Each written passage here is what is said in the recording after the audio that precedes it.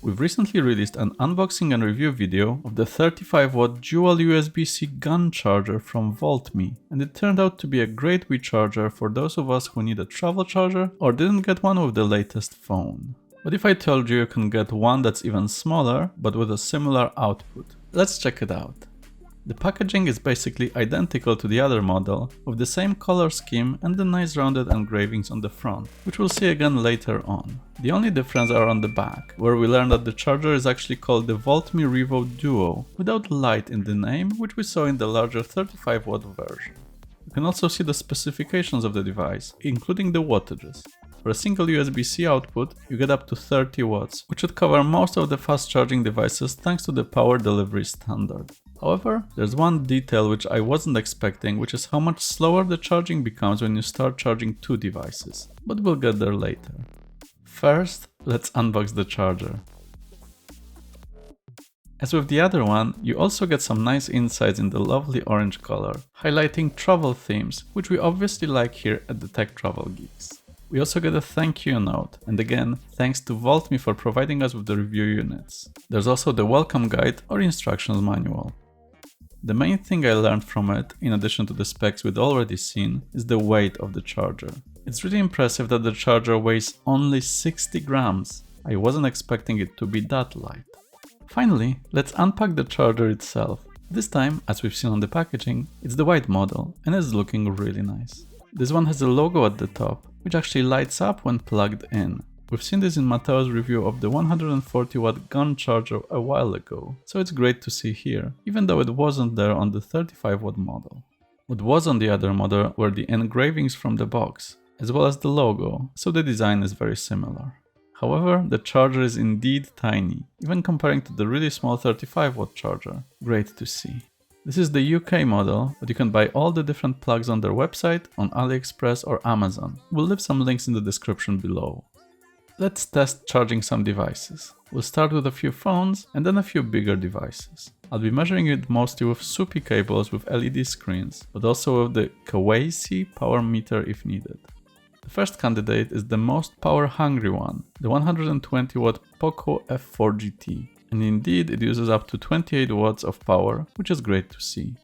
Next we have its smaller brother, the POCO F4, which can take up to 67 watts with Xiaomi chargers. We went to over 20 watts, 23 at one point, and I confirmed it with the other meter, mostly around 20 watts.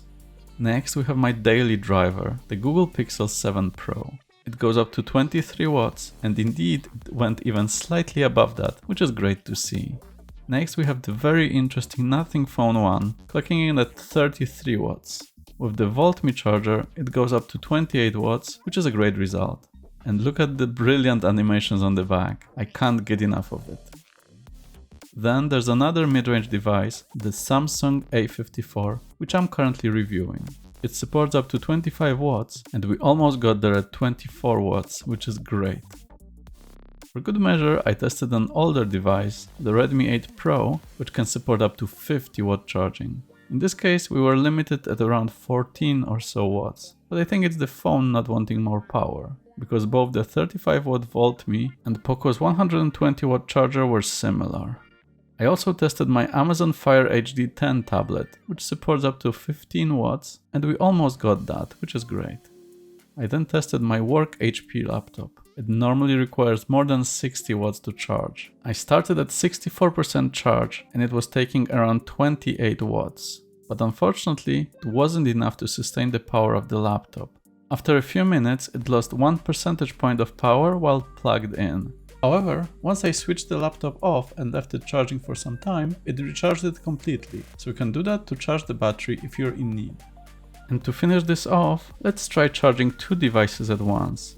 Unfortunately, that's where we have a limitation I mentioned earlier. When using two outputs, the total wattage is limited at around 15 watts, so I was pulling 10 plus 6 watts when charging two POCO devices. Here you can see POCO F4 going from 20 watts on a single charge to 12 when charging with the Samsung A54, which would take only 4 more watts. Interestingly, this wasn't a problem of the 35 watt duo light, which can do up to 36 watts combined, so I'm guessing it's a limitation which allowed this charger to get smaller and cheaper, but not so powerful when charging two devices. However, if your priority is with a nice and small charger that you can take on the travels and you don't need to charge laptops or fast charge two devices at once, it should be a good addition for you.